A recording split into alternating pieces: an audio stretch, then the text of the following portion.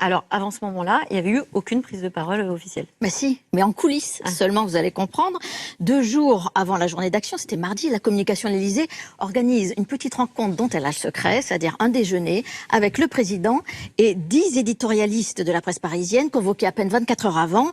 Une rencontre en toute discrétion. Alors on y trouve Guillaume Tabar du Figaro, Dominique Seux de France Inter et des Échos, Françoise Fressos du Monde ou encore Nathalie Saint-Cric de France Télévisions. L'objectif de l'Élysée, c'est qu'Emmanuel Macron distille la bonne parole, donne lui-même les éléments de langage aux 10 journalistes les plus influents de la presse parisienne, afin que la parole présidentielle infuse dans l'opinion et pourquoi pas l'influence.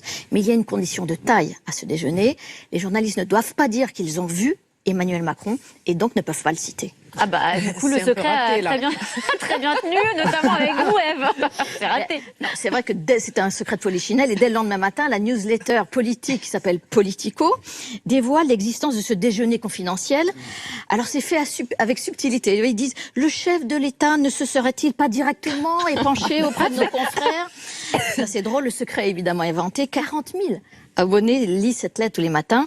Et puis, autre preuve de cette rencontre, les propos du président sont repris dans la plupart des médias invités. En voici quelques traces. Sur le site de France Inter, qui dégaine le premier le soir même, le journaliste politique Yael Gauze publie un article, Mobilisation contre la réforme des retraites, avec cette phrase « Macron ne croit pas à la victoire de l'irresponsabilité ». Idem dans la matinale du Monde, où l'on retrouve cette même expression. Macron ne croit pas au blocage du pays, ni à la victoire de l'irresponsabilité. Sur BFM TV, Benjamin Duhamel, présent aussi au déjeuner, utilise un vocabulaire identique. Tiens.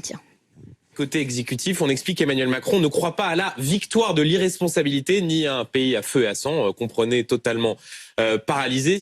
Voilà, victoire de l'irresponsabilité. Et parmi tout ça, les journalistes arrivent quand même à ne pas citer directement Emmanuel Macron. C'est